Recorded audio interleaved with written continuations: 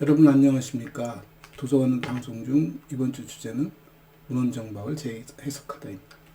지난주에 우리가 서비스 과학 얘기를 얼핏 했었습니다만 오늘 말씀드리고자 하는 건 딴 게 아니라 문헌정박이라는 학문이 서비스 과학하고 밀접한 관계가 있지 않을까라는 생각에서 주제를 잡아보았습니다. 아니, 제 생각에는 문헌정박 그 자체가 이미 서비스 과학이다 라는 생각이 들더군요. 왜냐면 우리가 했던 일들이 지식을 모으고 지식을 조직해서 서비스하는 일들을 하는데 우리의 핵심 역량이 뭐지?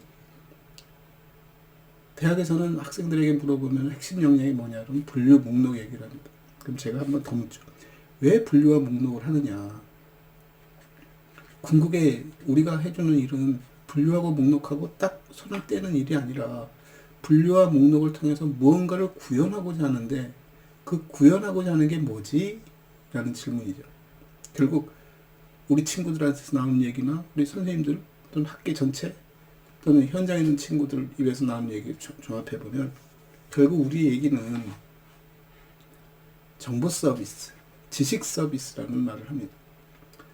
뭐 틀린 말은 아니지만 정보 서비스, 지식 서비스를 말하면서도 무언가 이 친구들은 좀 찜찜한 데가 있죠. 오직했으면 정보 서비스하고 지식 서비스 얘기를 하니까 다들 고민하는 표정은 뭐냐면 내가 무엇을 알고 있는가에 대한 반문인 것 같습니다. 내가 무엇을 알길래 저 사람한테 정보 서비스를 하고 있지? 그래서 제가 많이 예를 들었던 게 뭐냐면은 커다란 건물에 안내데스크 얘기를 가끔 합니다. 안내데스크에 앉은 친구의 일이 뭐니? 그러면 서비스입니다. 이 건물에 대해서 궁금한 사항이 있으면 물어보면 알려주는 일이죠. 대부분 그 건물을 처음 방문한 사람들, 그 건물에서 무언가를 얻고 싶어서 무언가 궁금함이 있어서 찾아온 사람들이 방문하는 곳입니다. 백화점 같은 곳에서는 그곳에서 어린이를 위한 유모차도 빌려주고 길 안내도 해주고 심지어는 어떤 팜플렛도 나눠주는 일들을 하고 있죠. 그래서 안내데스크에서 하는 일들이 뭘까 했을 때 그런 일들이라는 걸 우리가 상상할 수 있는 범주의 일들을 생각해낼 수 있다면 과연 그네들이 거기에 대한 지식을 얼마만큼 갖고 있을까 하는 얘기죠. 그 지식은 어떻게 학술적 지식도 아니고 엄청난 뭐 굉장히 연구와 학습을 통해서 얻은 지식들은 아니지만 그래도 그 건물에 대해서 상당히 많이 알고 있다는 것이죠. 그 심지어 어떤 친구들은 그것에서 일을 할 때 미리 아침에 출근하면 준비해 두는 것들이 있습니다. 왜 이런 걸 준비하지 하면은 이것을 찾아오는 사람들이 무엇을 물어보는지 이미 알고 있다는 거죠. 그래서 그걸 예비하는 겁니다. 그래서 우리가 지식을 서비스하고 정보를 서비스한다는 것 자체가 내 머릿속에서 일을 한다고 생각하지 마라. 내가 알고 있는 것을 가르쳐주는 어떤 정보, 지식을 전달해주는, 가르쳐주는 그런 연구자 또는 그런 교수자가 아니다. 우리는 단지 그네들이 필요한 지식이 어디에 있는지 어떻게 하면 그걸 구할 수 있는지에 대한 방법을 알려주는 것이고 그것의 소재를 알려주는 것이 우리의 일이다. 조금 더 우리가 적극적으로 나선다면 그 소재를 알려주는 것을 넘어서서 그런 것을 제공해 줄 수 있는 내용이다. 내가 철학서를 제공해 준다고 해서 내가 철학을 잘 안다는 얘기도 아니고 내가 의학서를 제공해 준다고 해서 의학을 잘 아는 것은 아닙니다. 다만 의학이나 철학서를 제공해 줄 때 저 사람과 내가 소통할 수 있는 최소의 기본은 있어야 한다는 것이죠. 설마 그 기본조차도 무시하고 아무것도 모르는 사람이 할 수 있어? 라는 질문을 하지 않을 겁니다. 그 기본 때문에 우리가 어느 정도의 지적 학식은 갖춰야 한다는 것이고 그 학식은 내용이 뭐니? 했을 때 문헌정박을 우리가 복합학이라고 부릅니다. 복합학이라는 것이 뭐지? 자연과학도 아니고 사회과학도 아니고 인문학도 아니고 어느 영역에 넣기도 어렵지만 문헌정박이란 자기 학문 체계를 분명히 갖고 있다라고 공인해 주는 것이 이제 복합학이죠. 복합학에는 몇 개 그 학문들이 있습니다. 그 중에 하나가 우리 문헌정박이라는 것이고 문헌정박이 지식을 다루고 정보를 다룬다지만 실제 그네들이 다루고 있는 지식과 정보의 내용을 다룬다는 기보다 그것에 대한 체제를, 그것에 대한 서비스를, 그것에 대한 이용 가치를 다룬다라고 얘기하는 것이죠. 저는 그게 옳다고 봅니다. 근데 간혹 선생님들 중에서는 그렇기 때문에 우리는 주제 전문이 필요해. 그럴 수도 있습니다. 주제 전문이 필요 없다는 얘기는 아닙니다. 주제 전문이 필요해 하지만 주제 전문이 필요할 만큼 그 영역에서의 서비스 비용이, 우리가 하고 있는 서비스의 비용이 상대적으로 높아진다는 것을 감안해 놓고 본다면 그게 현실적으로 가능할까? 라는 의심도 갖는 것이고, 굳이 우리가 주제 전문까지 가져가면서 이 일을 해야 할까? 라는 생각이 드는 것이죠. 제가 약간 좀 비판적이고 어떻게 들으면 약간 좀 비난하는 듯이 말을 하는 부분이 뭐냐면, 서양 아이들이 문헌정보학이 대학원 과정에 있고 학부를 다양한 전공을 가진 친구들이라서 주제 배경을 갖고 있어. 그래서 제가 물어봅니다. 문헌정보학 대학원을 나와서 그들이 받는 초입 연봉과 자기 학부 시절에 자기가 배웠던 학문 영역에서 자기 동료들이 현장에 취업했을 때 받는 연봉을 비교해보면 어느 쪽이 높을까? 당연히 다른 분야의 친구들이 훨씬 높습니다. 물론 모두가 아니라 일부 문헌정보학보다 못 받는 영역의 사람들이 있습니다. 우리가 늘 알다시피 인문학 하는 친구들이 그런 류에 들어가겠죠. 대부분 자연과학이나 또 의학이나 기타 인문학을 제외한 많은 학문 영역에서는 사서보다 훨씬 더 높은 연봉을 받음에도 불구하고 이 친구들이 문헌정보학을 하러 옵니다. 왜일까요? 제가 상상한 것은 그네들이 자기 영역에서 성공하지 못했을 때, 자기 영역에 대해서 흥미를 갖지 못했을 때 문헌정보학을 오는 친구들이 많습니다. 그네들이 내가 주제 배경이 있어, 감히 그렇게 말할 수 있을까? 라고 생각합니다. 그 주제 배경이 단단하다면 글로 갔겠죠. 물론 이건 철학에 대한 얘기고 어떻게 보면 우리 윤리에 대한 얘기이기 때문에 감히 옳다 그르다를 제가 말씀드리자는 건 아니지만, 우리가 최소한 어떤 특정 영역에 대한 이해와 지식이 어느 수준이었으면 좋을까는 한번 고민해 볼 필요는 있지만, 우리가 일단 감히 주제 전문이라고 달 만큼 우리 주제 배경이 높다면 그 사람의 역할이 과연 사서로서의 역할이 타당한지, 자기 영역에서 그 자기의 전문성을 발휘하는 게 더 옳을지는 한번 생각해 볼 필요가 있다는 것이죠. 근데 왜 16, 7세기 때부터 그런 주제 전문에 대한 얘기들이 나오고 있지? 아니, 그때 나온 얘기가 아니라 최근 들어서 그때의 현상을 주제 전문이라고 우리가 말할 뿐이긴 하지만, 초기에 책을 다루고 정보를 다루고 지식을 다루는 사람들이 얼마만큼 다양하게 있었을까요? 관심 가진 사람들조차. 특정 부류의 사람들이고 특정 주제 영역의 사람들이 그랬을 거라고 봅니다. 그럼 그 사람들이 자기가 좋아하는 책, 애서가, 장서가 책을 구입하거나 도서관을 운영하거나 자기 동료들을 모아서 담론을 나누거나 하는 공간에 소위 우리가 알고 있는 장서가 생기겠죠. 컬렉션들이. 그 컬렉션을 관리하는데 어떻게 보면 그 주제에 좋아하는 장서가나 애서가 입장에서는 뭐가 가장 프라이어티 넘버 원이었을까요? 책을 관리하는 것? 저는 책을 관리하는 것보다는 자기 동료들과 모여서 얘기를 나누고 담론을 하고 그 책을 읽고 독서하고 하는 쪽에 관심이 더 많았을 겁니다. 그럼 누군가는 이 책을 관리할 사람이 필요했겠죠. 누구였을까요? 자기 주변에서 찾다 보니까 같은 전공을 하고 같은 공부를 하고 있는 동학들 중에서 한 명이 그런 일을 했을 겁니다. 젊은 친구들이. 당연히 그 사람은 알게 모르게 주제 배경이 있는 거죠. 그 영역의 책들만이 모여있는 것이고. 우리가 주제 전문이라는 말을 자꾸 떠드는 이유 중에 가장 큰 이유는 뭐냐면 공공도서관 때문일 거라고 봅니다. 도서관이 그렇게 특화되어 있고 사설 도서관들이 많고 대학 도서관들은 그나마 주제적 배경들이 다 독립적이거나 분명하기 때문에 그걸 관리하는 사람들 역시 그런 영역의 사람들이 와서 관리를 했을 것이고, 그때까지만 하더라도 그걸 관리하는 것에 있어서 또 학문적 배경이 필요한 것도 아니고 그냥 자기 경험과 어떻게 보면 그 선후배 받아온 동료로부터 받은 지식, 경험 지식들이 전부였을 거라고 봅니다. 어떻게 보면 그게 지금 우리가 알고 있는 지식도 훨씬 더 고도로 발전할 수 있었을 거예요. 특정 주제 영역은 어떻게 다루는 게 좋겠다라는 심화된 지식들을 다 갖고 있었을 테니까 영역마다 조금씩 달랐겠죠. 그네들이 모여서 얘기를 하면 굉장히 다양한 얘기가 나올 겁니다. 굳이 그 분야를 그렇게 심화시킬 필요가 있어? 하는 얘기와 그런 식의 서비스도 있을 수 있겠네? 라는 얘기들이 나올 수 있겠죠.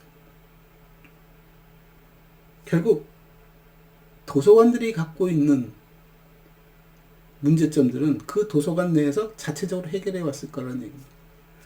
이게 학문이나 기술로 아직 완전히 정립되지 않은 속에서 그러다가 이게 공공도서관으로 성장하면서 대상을 그런 전문 특수 집단의 사람들이 아니라 전 국민을 대상으로 서비스 대상의 폭을 넓히면서 수집하는 장서의 범주도 폭이 넓어지면서 이제 전형적인 도서관 앞 문헌정박이 태동했을 거라고.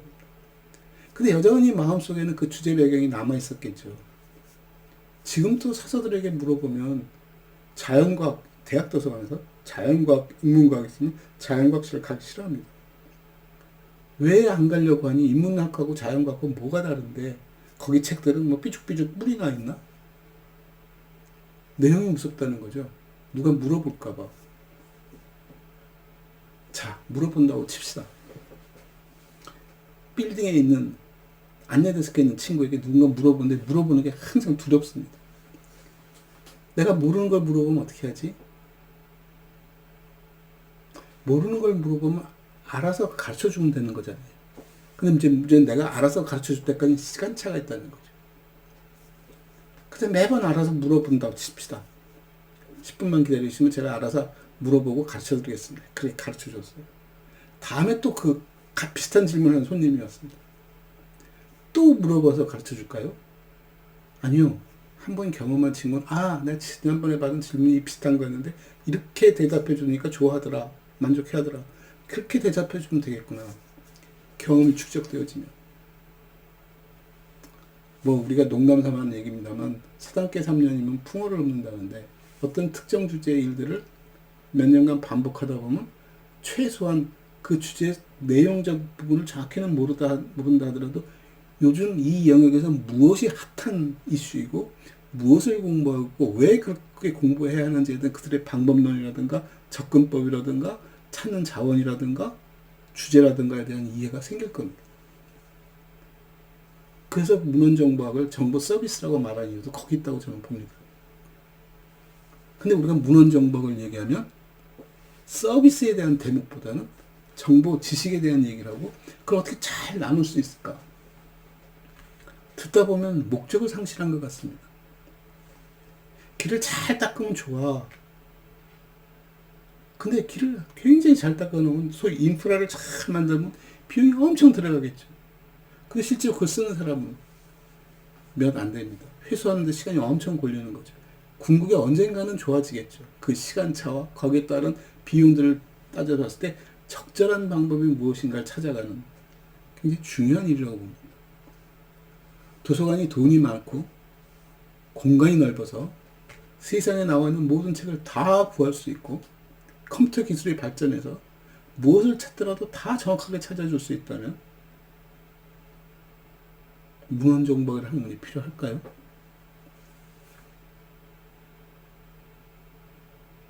결국 우리가 하는 일의 상당 부분이 뭐냐면 효율성에 대한 얘기, 효과에 대한 얘기입니다. 누가 무슨 일을 하는데 효율과 효과가 필요하지? 서비스를 하는데 어떤 서비스를 하고 있지? 여기서 이제 우리가 약간 좀 혼란스러운 대목입니다. 우리가 하는 서비스가 지식을 서비스하는 건가? 정보를 서비스하는 것인가? 데이터를 서비스하는 것인가?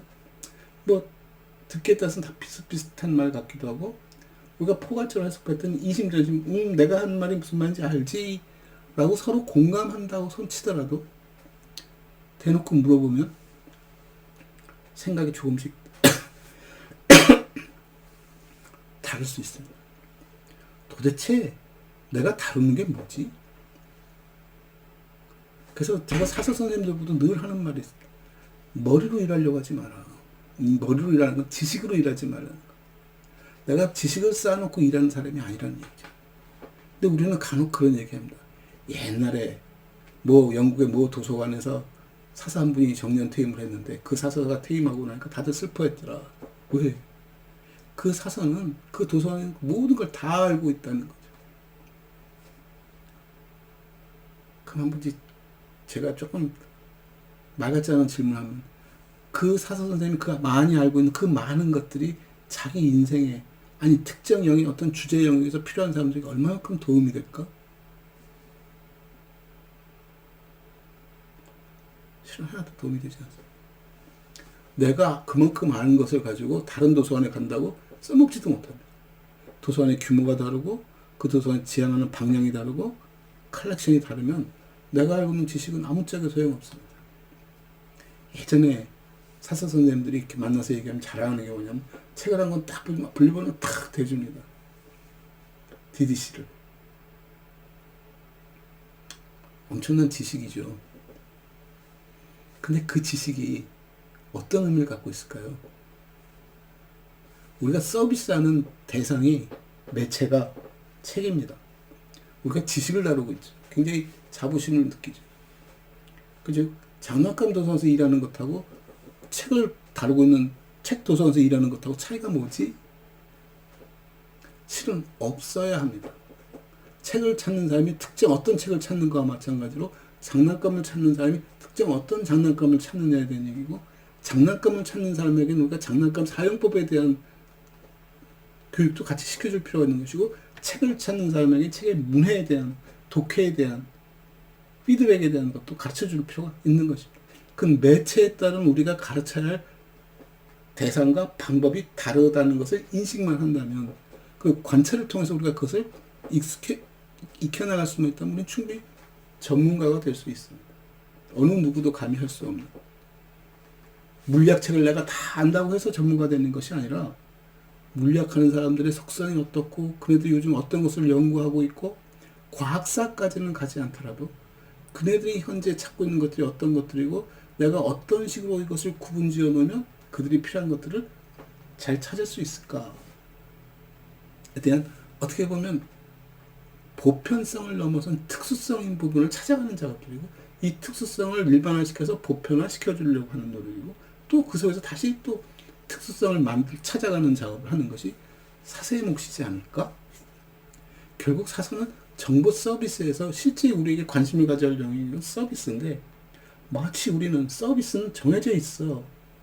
그래서 우리는 이 정보를 지식자원을 얼마나 많이 구축하고 잘 구축하느냐가 중요해.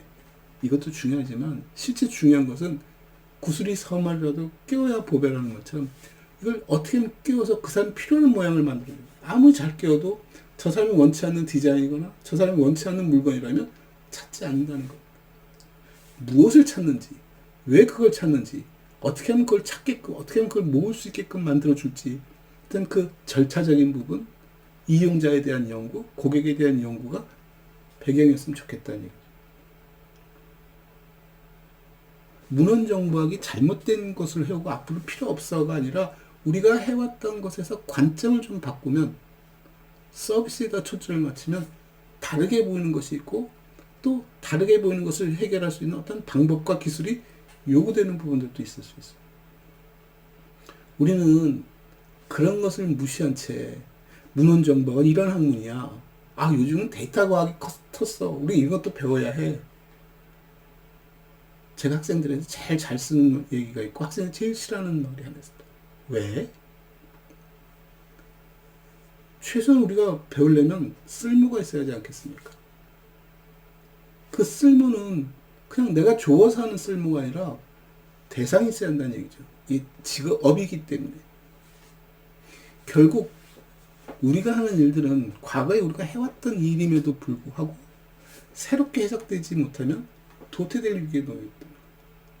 늘 루틴하게 움직였던 일이 아니라 이것을 융합하고 발전시키고 재해석하면서 우리의 가치를 돋보이게 만들 수 있는 그리고 그 가치가 중요하게 드러날 수 있게끔 그런 일을 해야 하지 않을까?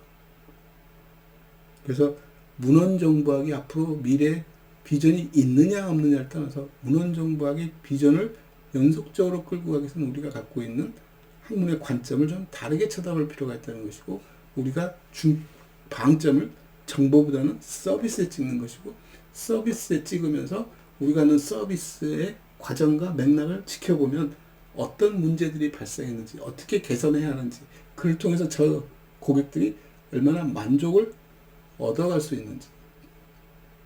그래서 그동안은 우리가 일반화시키거나 당연시 여겼던 것들을 새롭게 쳐다보고 새롭게 구성해 봄으로써 우리가 전통적으로 해왔던 정보 서비스의 품질을 높여줄 수 있고, 정보의 범주를 확장시켜 줄 수 있고, 그들의 목적을 지금부터 훨씬 더 폭넓게 이해할 수 있는